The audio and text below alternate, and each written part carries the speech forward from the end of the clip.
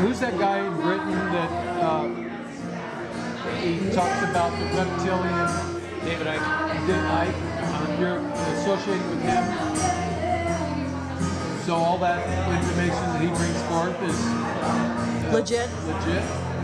No, the fact that I associate with someone doesn't mean that I think everything that they are bringing forward is legit. And we make a point of saying that at the end of the movie. If I had to agree with everything that somebody said, probably Kimberly would be the only one I would associate with. How about bloodlines? It talks about bloodlines.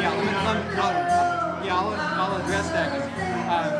When I sat down to interview David Icke, the very first thing I said to him was, we got to handle the reptilian issue right up front. So I want you to clearly distinguish between speculation, absolute evidence, fact-based evidence, and then personal experience. And so I said, okay. And he said, great, I'm all for that. So I said, okay, about reptilians, have you had personal experience or what? He said, no, I've not had direct experience. He said, what I'm doing is reporting on what people have told me, independent reports from countries all over the world, people describing this exact same phenomenon. So he said, I don't know for sure. If I had to bet, given the amount of evidence, I think that it's happening. And when he was putting out some of these stories, he was contacted by Credo Mutwa. Do you know about this guy? No. What's the name? African guy. Yeah, he's the head of the Zulu shaman. Really the carrier of the legacy of the Zulu. And he asked David to come to Africa, and he divulged the legacy for the first time to a Westerner, and he was taking great risk to do that. He said this planet is in such trouble that the whole world needs to know this. And David Icke has got hours of this videotape that you can get. Just look for David Icke Credo Mutwa, and you can get the DVDs. I think it's even on YouTube. But so Credo describes this whole thing going back for centuries about how they've been visited by what they call the Chitahuri. And Credo is a genius. He's with music and art and healing. David Icke says he's the most remarkable human being he's ever met. Anyway, Credo tells this whole story of the visitation of the Chitahuri and how they have interbred with humans and so forth. And he's got a necklace that was passed on to him because he was the head shaman. And this necklace, you can see it on the internet also, is this hoop. And then it's got things hanging off of it. And it's got this reptilian ET, it's got a spaceship, it's got this reptilian with an erection, and then this human female describing the interbreeding and so forth. And this thing, they don't know how old it is, but it's centuries old. Recently, he was... Credo Mutwa was not officially kidnapped, but he was kind of taken away by some people who made promises to him, and they ended up stealing this necklace. I don't know whether he's got it back or not. There is videotape of it. But the bottom line is, I have no idea whether or not for sure there's that kind of influence. The reason that I interviewed David Icke was that he's one of the most conscious and loving human beings I've ever come across, one of the most courageous guys I've ever met, and he also predicted years ahead of time the false flag operation of 9/11, the invasion of the Middle East, the collapse of the Constitution, and the false flag swine flu epidemic. Now, if somebody can predict all four of those things, I want to know what else they know. Right. He doesn't claim to be psychic. He's just putting the pieces together. So, I spent years reading everything that he wrote, looking at all of his DVDs, and the moment I decided to interview him was I think it's the last chapter of The Biggest Secret. It's called "I Love You, Dr. Kissinger." When I turned the page after reading that, has anybody read that book? No. It's one of the masterworks of showing how the entire world works behind the scenes, going back centuries and connecting all the different countries, corporations. It's just masterful. So anyway, the last chapter, I turned the page after reading all this horrible stuff, and here's this thing, "I love you, Dr. Kissinger." And I said, what in the world does he mean? And he goes on to say that he didn't want to put out the book until he found the spiritual place inside himself where he could actually feel love for one of the greatest mass murderers still alive on the planet. And I thought, whoa, you know, I'm not there yet, and I really respect that he is. And so I wanted to meet him, I wanted to talk to him, and it was just a profound experience getting to interview the guy. You know, people accuse him of being crazy because of the reptilian thing and anti-Semitic because he talks about Rothschild Zionists. He's the least prejudiced person I know. He's so far beyond any of that. He's just calling out who's doing the agenda. He doesn't care what race or religion or anything they are. It's like, okay, how are they treating other human beings? In relation to the reptiles, so I have to ask myself, what do I think is true? I have never seen a shapeshifter do that type of thing, but there are some interesting pieces that I've put together over the years, one of which is that I've interviewed a lot of people who have had direct ET contact, supposedly. Yeah, reptiles even here in the desert. An old Indian woman. Yeah, the most common species, I mean, if they're incarnating in any kind of physical form, they have to be some sort of species. So the most common ones are the greys, the Nordics, the felines, and the reptiles. So, and it kind of makes sense that all of those, I don't know about greys, but the Nordics and the felines and the reptiles, those are successful evolutionary strategies, even on this planet. So it kind of makes sense that it might have been somewhere else too, that, you know, the eyes look like this and they're this kind of ears and this kind of body and everything, because it adapts to their particular planet. And, you know, I know from my own study that we have our own reptilian cortex, and people who operate from that without really access to the neocortex are very fear-based, they're very ritual-based, they're very controlling, and tend to be pretty nasty. Well, whether there's ETs that are controlling these people or not, the Kissingers and Brzezinskis and Cheneys and Bushes of the world behave as if they're operating from that cortex. So what matters to me is their behavior and what I can do about it. And I'm interested, you know, for Kimberly and me, our kind of favorite word these days is maybe. It's like, you know, there's so many things that I now believe that 10, 20 years ago I would have thought was absolutely insane if anybody believed them. So now when I hear wild stuff like that, I go, well, maybe. Let's check it out. I think the big question I've had about the reptilians is, are they organized? Do they know each other in a club as being such? I've never really heard much on that. Have you ever read the book Bringers of the Dawn, Barbara Marciniak from the 80s? No. She talks a lot about the reptilian agenda, and that they actually use technology to beam frequencies and keep people low vibration, like, because they feed on this lower energy. Yeah. Certain parts of the world has much more of a Middle East. Well, I think any of that stuff is possible. It's just until I know that it's happening, I can't really do anything about it. But I can see the behavior of these kinds of people that we're talking about, and that we can do something about. I can't trace back what's the source of their behavior, but I know what their behavior is, and you know, if we allow it much longer, we won't be here. Yeah. And so many people have different thoughts and beliefs, and what's more important than your beliefs is your practice. And what we're doing is becoming the activists of love, compassion, like you said, forgiveness, finding new ways of doing things. How did you first come across the whole concept of the agenda and whatnot? How did you stumble across that? Well, I saw a UFO when I was in college. That completely blew my mind. But it, you know, it's kind of like, wow, I don't have a file folder open in my brain for that. But it's not like I went pursuing, you know, UFOs or ETs or something like that. I was really a scientist trying to figure out, you know, how the whole cosmos worked. That was really my passion. But then that led to the fundamental patterning. The fundamental patterning led to ancient cultures and crop circles, and it was really the crop circles that led to the ETs. And also, as I say in the movie, the fact that these ancient cultures have really known about the torus and the vector equilibrium for millennia. And I just found out about it. They didn't teach me about that in physics class. You know, how in the world did they know in these ancient cultures? And it just made a lot of sense to me that if we're being visited by ETs now, and there's, you know, the evidence is pretty overwhelming, then it makes sense that they might have been visiting for, you know, not only generations, but really millennia.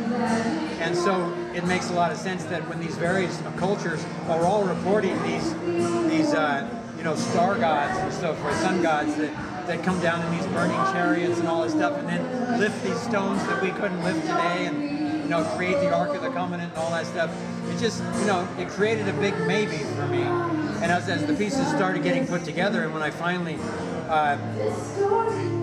found what I thought was the fundamental pattern of life energy, which had been my life quest, and saw how the vector equilibrium and the torus fit together, then when I was taken to some of these labs and saw that all of these devices mimic that pattern, it's like, okay, that makes a lot of sense out of ancient cultures, out of ETs, out of the drive on the ships. I've interviewed quite a few ET contactees, some of whom have been shown the drive on the ship. They didn't even know each other, and they all report that it's this toroidal field. And a number of them say there's this duotetrahedral crystal with all these facets in the center. It's like, well, it's actually making sense out of a lot of information that I've been collecting for years. I still don't know, but I'm very compelled by the direction the information is leading. When Contact, the movie, came out, I must have had 6 people send it to me, and then the first day send another, oh, you got to go see Contact, because I was already involved in this whole story, and it was like a fictional version of exactly what my life has been, because these codes from ETs that actually show you how to build a ship, show you how energy works, I think Carl Sagan was probably onto something. Now, the movie you're talking about, Contact with Jodie Foster. Yeah. Now, David Wilcox says that was basically the design of the pineal gland. And they actually came out with something called the Looking Glass, where they looked into the future, but every time they got to 2012, they hit something called the bump, and which was bright light. And then eventually, people who looked into it, they were starting to see a separate future, all different. There was some overlays. It was like seeing too many possibilities. We're causing it to be fogged. Where it was too much clearer. And then apparently Saddam Hussein had one, which is why we really went into Iraq. Had what? Maybe. A pineal gland? One of these looking glasses, these Stargates. Portal? Yeah. Hence the movie Stargate, probably. Right? Yeah, it's very Well, and somebody had asked Wilcox a long time ago, he says, well, why do you think they keep putting these movies out that have truths in them? He says, because they put it in front of your face, and then, of course, when I start to talk about these things, they say, well, this guy just watches too many science fiction movies. So that's how they write it off, basically, like putting it right underneath your nose. Yeah. Yes. I need to go back. The shaman that you were talking about, and you said that he had some DVDs. I didn't have my recorder going. His name's Credo Mutwa. CREDO MUTWA.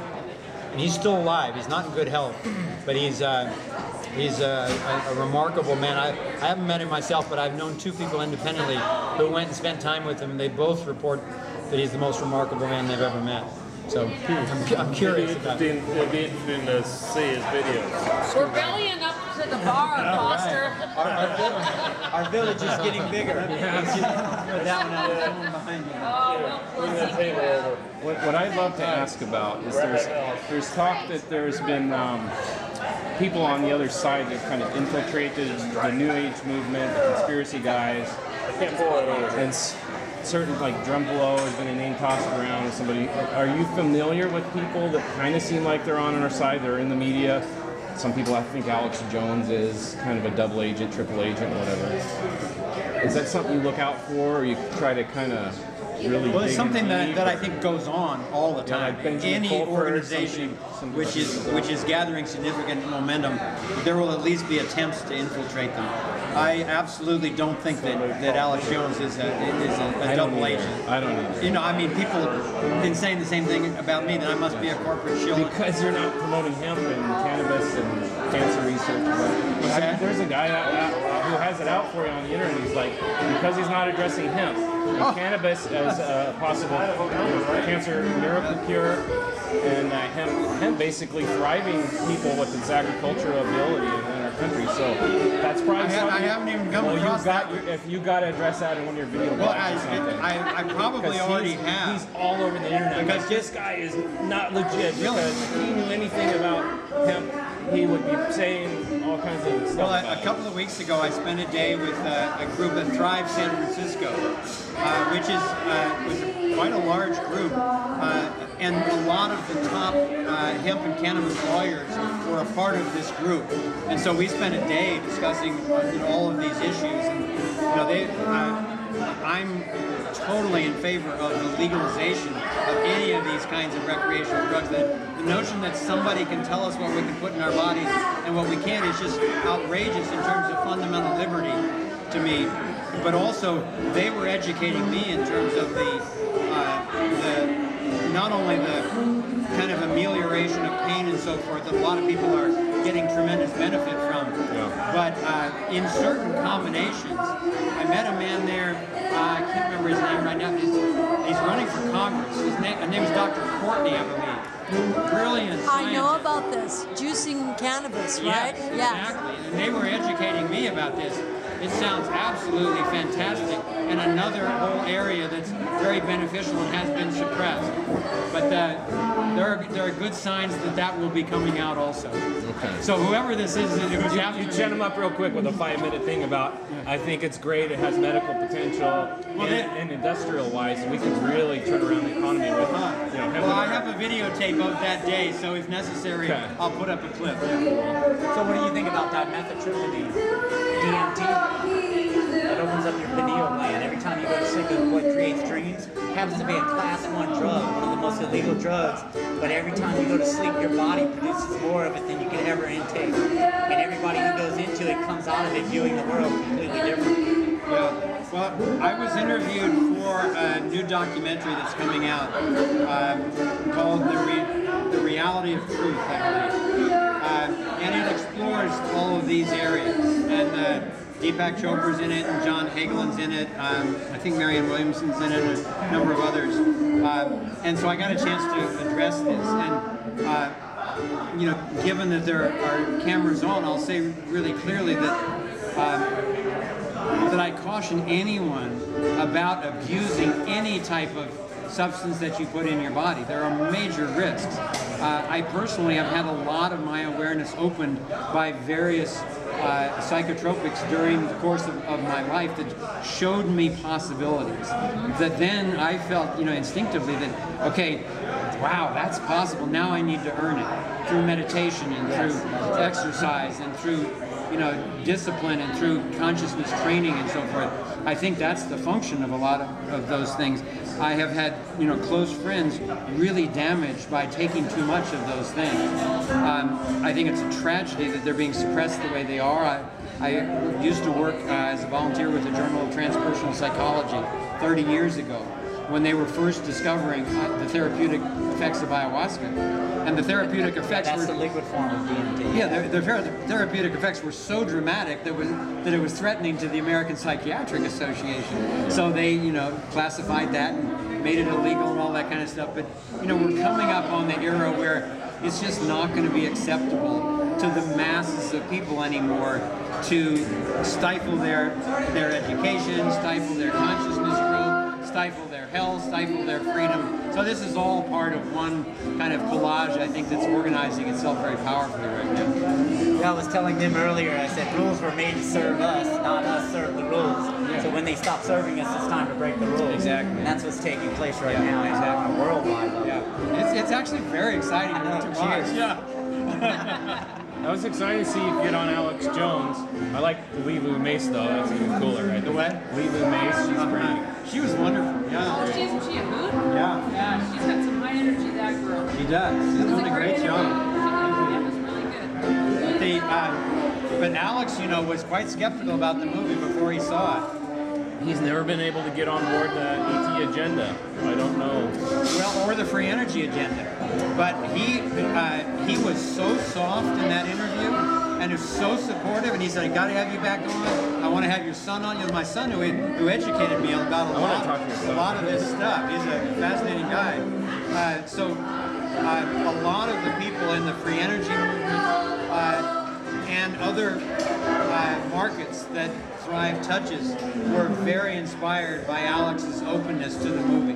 He's a filmmaker, and so he could really appreciate the work that had gone into it and the credibility that we had established. We weren't just coming in, with a bunch of nutcases saying, "Well, I think this and I think this." There was a lot of solid evidence in putting together a coherent story. So, I really will be forever grateful for Alex Jones's courage and his research in putting stuff together. And I think that I will also be forever grateful to Kimberly for bringing so much feminine energy into Thrive and into the Thrive movement. Together, the rationality The is. number of women who are in this room tonight, a few years ago, if you'd go to a UFO conference, a conspiracy conference, a free energy gathering or something like that, there'd hardly be a woman in the place. And part of the reason was that a lot of this information was coming out from angry, ranting males. So it's scaring people off. And so Kimberly really coached me on telling the story from my confidence about the way out and leaving people their own emotional experience instead of trying to cram my emotions or my passion down their throat. And I'm generally a soft-spoken and non-violent guy, but even I did not know what she was talking about at first. And when we were on the set actually doing the narration, in the first few times when I was talking about the global domination agenda, we were doing a lot of takes. And she was saying, well, okay, we're getting closer, but back off a little bit and just let us know what we need to know. And finally, I did one where she said, that was it, that's what I was looking for. And I kept walking off the set, half the crew was in tears. And I was like, whoa, something just happened in this room. And it was an initiation for me into the power of feminine energy. It's like a power of a river. It may not look like it's all that dramatic, but it's relentless and it's the most powerful force I know of. Where we are right now.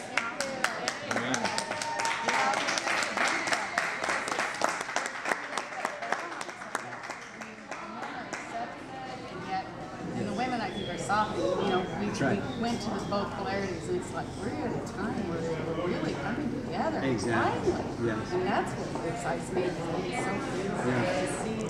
To find the balance between the energies that are coming in. How has it been since the movies come out for you then? I mean, as this has unfolded for you, I mean, you go to talk to people, is this just mind-blowing for you?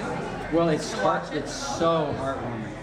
Oh my God. I mean, just like to walk into this room tonight and just look into these eyes and see people who are already working in these things, who got some value out of Thrive and who are synergizing with one another to move into solutions. It's literally a dream come true for both Kimberly and me. But it's really fun though. Are whistleblowers like coming out of the woodwork to like talk to you and tell you, I know this, you've got to publish this? Whistleblowers and inventors. It's really exciting. That's what this is. Oh, I was just going to interrupt. So I just want to give everybody an update. Hi.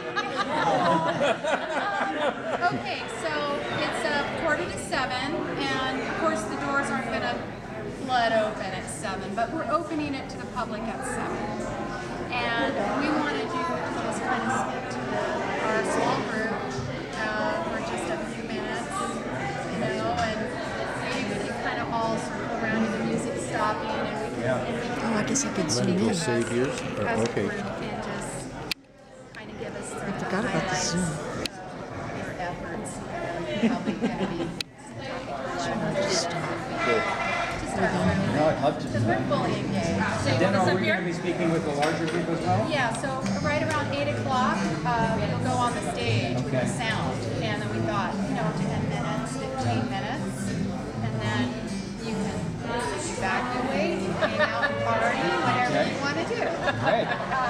But yeah, so now that the music stopped, just going to try to maybe get up to the mic and tell people that you can gather around. Yeah, that would be wonderful. Ryan, Sean. Give me two. Do you want us just to talk, or do you want us to do it together? like the source field investigation. Oh, sure. However long you're here. Right. So let me. Yeah, it's like everything that I've seen from